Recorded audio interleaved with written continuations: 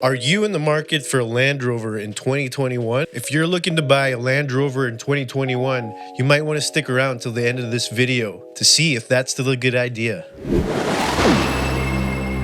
Land Rovers are automotive icons that inspire awe with their sophisticated design and off-road prowess. A favorite of celebrity moms all over the world, Land Rovers are designed to travel on the harshest roads on Earth, but yet they're stylish enough to take Kendall Jenner to and from her photo shoots. We all love Land Rovers because they're super cool. In reality though, not everything that's super cool is actually good. Expectations can get wildly different from actual reality. Here are the top 5 reasons not to buy a Land Rover in 2021. Before we get on with the list, please hit the like button and subscribe. That way we can push this video out to more car fans like yourself. Number 5, you like for things to work. You work hard to be successful, so you reward yourself with an expensive Land Rover. The last thing you want is for your toy to not work. Ask any mechanic their opinion of Land Rovers. Go ahead, I dare you. You will then soon understand what the hell I'm talking about. If you didn't know this, Land Rovers have a reputation of being unreliable. From nightmare ownership scenario to the next, Land Rovers are never drama-free. They're like that really hot girl that you can't quite rely on, but you know she presents really well. Behind the scenes, you're dealing with that girl's BS most of the time. Most Land Rover owners have spent significant amounts of time under their hoods. And if not, they most surely have spent a lot of money to pay someone to spend a lot of time under the hood. And in my opinion, that's just unacceptable for the amount of money that they charge for their vehicles. Just unacceptable. Number 4, they're not designed to be easily maintained.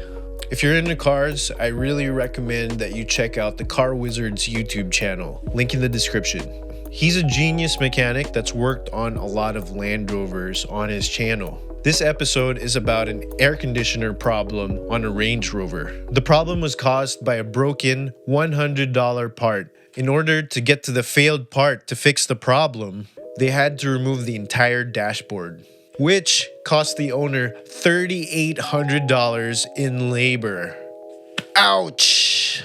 And apparently, this was the second attempt at the job. The initial mechanic that the owner sent it to couldn't even finish the job. So it took 2 attempts of dismantling the whole front of the car just to fix the air conditioner. That's over $6,000 in labor just to fix the AC. If Land Rover's idea of luxury is making things as complicated as they can possibly be, they have definitely succeeded in that. Number 3, you want your car to serve you, not the other way around.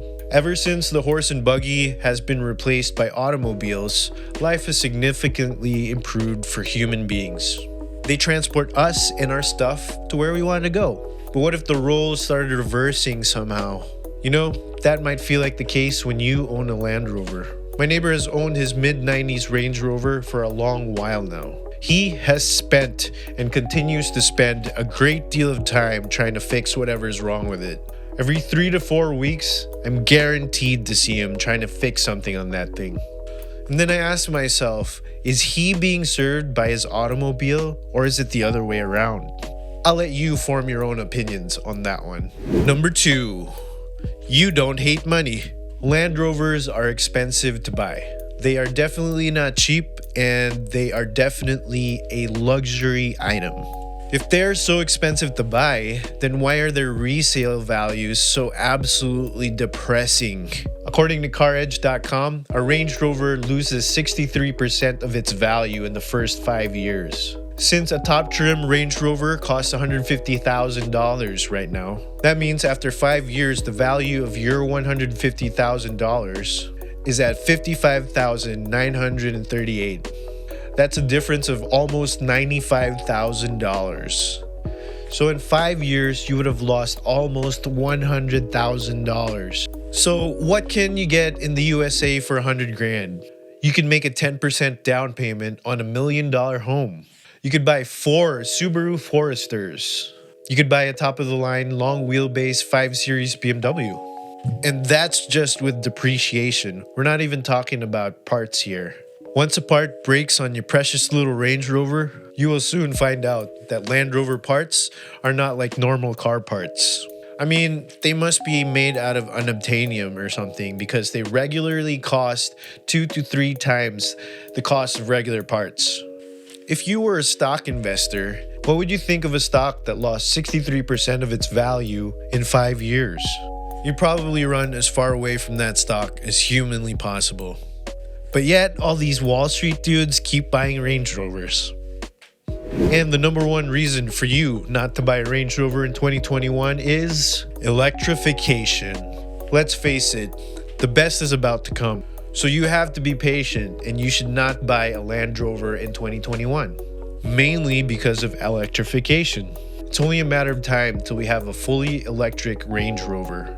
It's no secret that the internal combustion engine's days are numbered. Land Rover is not immune to this. 2 things about electric cars are, they are much simpler and they have a lot less sparks. That means less things to break. That also means Land Rover has to find other ways of making money other than service and parts. That means future Land Rovers will be a lot more go and a lot less tinker.